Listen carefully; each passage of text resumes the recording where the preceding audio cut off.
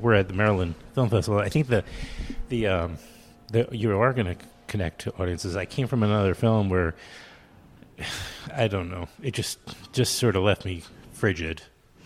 And this was a perfect antidote to that. This was such a intimate and emotionally connective kind of film to watch. It's just food for the soul. I really enjoyed it.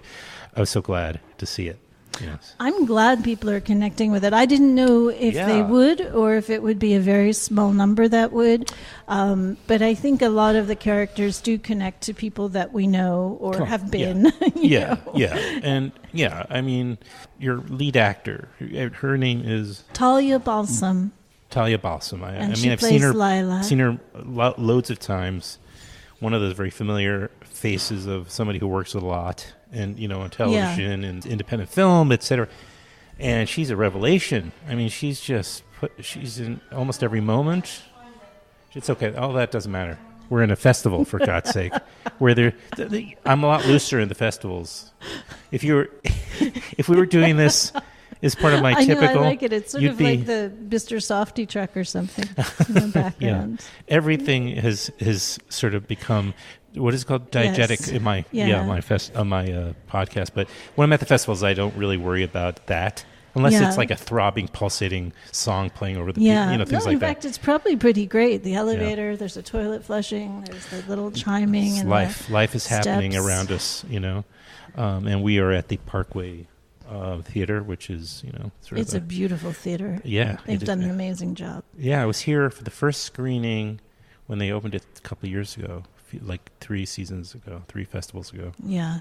I'm really impressed with this festival. I've been to Baltimore before, but I hadn't been to the festival. Oh, yeah. And, I had to come Friday because I had to work on Thursday, but I wish I could have been here the whole time seeing movies. It's Me too. Really, there's a kind of gentle, playful easiness in the programming's excellent. You and I were actually corresponding. You were on a train. I was on a megabus. Yes, on the megabus. Same time. We were both in transit. I like that. I like that.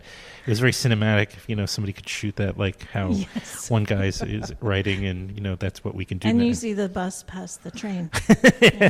I don't know. And why?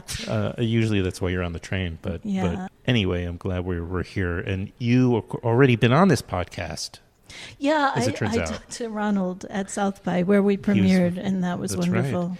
That was a last minute thing where I was able to transfer my accreditation to him because I had to cancel my trip there because of family and my kid, and I was just getting texted birthday. They've had some sort of birthday party, and I wasn't there. Oh, is it your son's birthday? It's on Tuesday, but all of a sudden she's sending me videos, and it's like him and all of his friends. And they're celebrating because it's the weekend.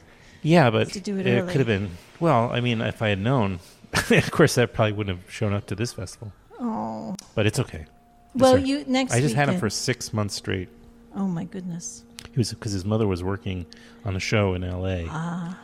And I had taken him out there actually at one point not long ago, and it was right before South by. So that's why I didn't end up going, because I couldn't leave for South by while he was in school. I think you got to spread birthdays out anyway. Indeed, yeah. But you were saying Talia is a revelation. Yes, I think so. Yeah. She is, of course, the main character in the film, and we've already talked about it with Ronald, as you mentioned. So I don't feel like I have to go through the entire synopsis, but she is practically in every moment of the film. I know. It's practically. A lot. It's a big carry. It is, but she manages. Yeah. In a little house full of real flies and heat. Yeah, no, but I like that part of it. Yeah. I liked it. I felt it, with the sound design, which your audience was remarking on, was another addition to making you feel what it was, what it was like to be in that house. I've spent many summers in the Catskills growing up, and I remember, all those things.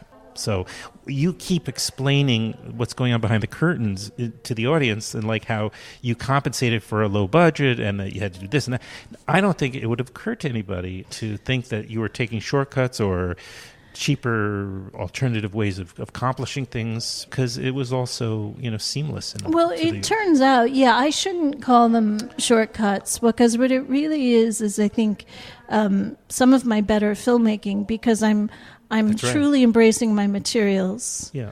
And I think, I'm very grateful for that, and I intend to hold on to that. Good. Yeah. That lesson of having enough time to prep in a house to be able to know the textures and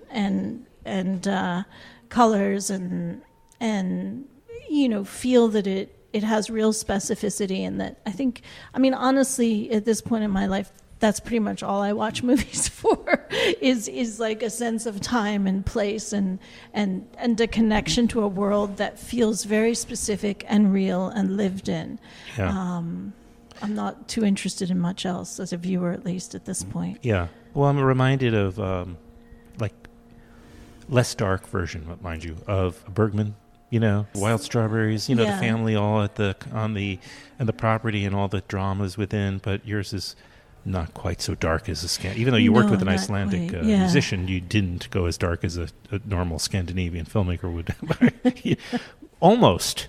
You almost did. But that is actually, I think, I'm not going to give it away. It might be part of the, the particular varietal of feminism that I'm bringing to this, where I'm saying, hey, it's okay if we're all a little screwed up. And there's a beauty within our failures. There's a beauty and a strength within compromise and within flaws. No, I'm not interested in damning these characters beyond what they have to already endure. I want them to survive. You're so, and I believe they deserve to. Yeah. You're not judgmental. You got two very flawed central characters. You have... this man-child, I suppose. Maybe that's an unfair way to describe him, but I was thinking this is Hamlet. If he, he just doesn't really know what he wants, it seems. And then you have her. She's, and you will forgive them both. I mean, she's also a bit of a Hamlet herself in a way, because she's also doesn't really know what she wants. You're not sure if she is just has some self-hatred, that she's willing to take this man regardless of how little as much as he takes from her, Yet she's, extremely selfless and at times, and a great friend and a flawed friend. I mean, she's just a human being, I don't think I asked a question. Yeah, no, I think she is just a human being, and she seems very relatable to me. Like I said, this is not autobiographical, but it is made out of elements of life that I see around me and connect with. And I think one of the things I may be grappling with is, and you're aware of this, family makes time sort of speed up. There's things happening all around you with your kids and your partner and your friends and the world, and you can barely even figure out what the hell's going on, more or less. Do you have what you want? Are you a fully realized human? And I think I was wanting to put some of that personal messiness, that experience of to take this film as a chance to sort of slow down a moment of confusion. Yeah. Because I know my life made a lot more sense when I was younger. I may not have... I agree with that. And I was alone in the world. And I may not have been as happy, and I may have been, misguided, but it was a very clear, simple task You had much more time. It was only you. Yeah. To take care of, to kind of think about. And you had a lot of time to do that. So even if you were miserable, you sort of... Yeah, miserable or happy, there's this wonderful clarity. And I think this film is really interested in how do we blur together? How do we become a we? Even if you are splitting up with someone, even if your kids are leaving the nest, there's this incredible blurriness where you're not quite sure where one begins and another ends. And that can make challenges like that come up for this character and this family hard to navigate. And that was the other reason I needed to have it be an ensemble film built around her, is she isn't sure what her edges are anymore. That's the thing that she's lost, and to some degree the other characters have too. And she's just trying to, I think, figure it out in the film. Sure. And there's such a desperation to hold on to her children And by the end, she seems to, without giving away too much, but she seems to have arrived at a place of peace. Would you say? I hope so. At least there's some sense of liberation. Yeah, and who knows if it'll be long-lived. Right. But I think I am interested in this notion of, how do we, and perhaps that's also something we can all connect to. Mm-hmm. I know my kids are teenagers. Your son's a teenager. I'm not quite sure of the stability of the world that they're growing into, and how to find and mm-hmm. have moments of peace while things are simultaneously coming undone and very uncertain around us. So that, I think that is just an essential quality of the film I was interested in is what does peace look like within a chaotic family? Yeah. The name of this film is South Mountain, and it's directed by Hilary Brougher. Mm-hmm. I got it right, Brougher. Yeah. And now you've had a really impressive festival run so far. I think for your film, these are the right festivals. From what I see. And you're going to be at BAM Cinema Fest? We're going to be at BAM Cinema Fest in June, or the Spotlight. So New Yorkers, if you're listening, I'm going to urge you all to put that in among your must go to see films of BAM Cinema Fest 2019. It's a great showcase that they do every year. And I was glad to see yours among them. Yeah, we're really happy. It's a mature film. As I started saying, it's really it quenches the thirst for a mature, just a intelligent yet emotionally honest film. Oh, good. Well, thank you. Thank you very much. I'm delighted I get to have 2 Filmwax interviews. That's right. It's well, my medals. Oh, I see. I thought it was all the money that was going to pour in as a result of that. Hey, listen. So you're going to be at BAM Cinema Fest. Anything? And then Nantucket is shortly after that, and we haven't really figured out where we're going to be after that. But I hope it keeps going. I'm enjoying sharing it with audiences. Sure. And we'll get it out there one way or another. Oh, I'm sure. Yeah, and I hope that some smart distributor does do a good job with the film, and gets it in front of as many people as possible. It would be great to see that. Well, thank you. What do your other 2? This is your 3rd feature, you said, right? So you have 2 other features. What are the original features? The ones that you directed and wrote. Yes, that I both wrote and directed. The Sticky Fingers of Time from 1997, which is not streamable. Unfortunately, it's in the vault in Universal. They bought it when they bought Good Machine. So I think you can find Ted Hope's wonky.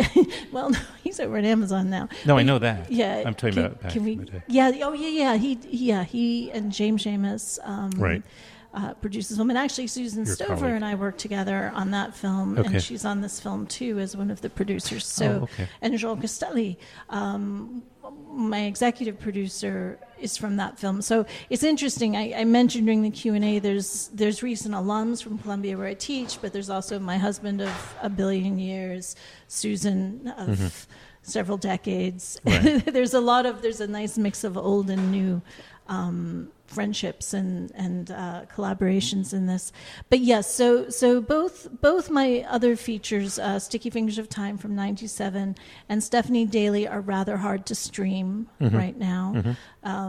Another reason I felt like I just had to make a film that I could get out there I know, and not that. have it get lost. I think, Stephanie Daly, which was 2007, with Amber Tamlin and Tilda Swinton, that film, Lifetime bought a version of, but that's why it's not streamable now. But neither film is available for streaming right now for various reasons that have to do with the kind of deals that were signed, and I hope they can be made to stream. So that was another reason I wanted to make a film that I was at a budget where I was fairly sure I could. There should be a Hilary Brougher out there that people can see. Right. Well, I just, I'd like to actually leave films where people can see them. Yes. Every 10 years. They're much too hard to make. And I feel at very least that's what I owe the people I work with is the chance for somebody to see them. Well, I'm glad again for the opportunity. Thank you for making time. I know it is a very quick and busy weekend probably. So I am delighted. Thank you very much. Anytime. Next time. We'll do it again. Yes. Maybe at Cinema Fest. Good. We'll be back on. All right.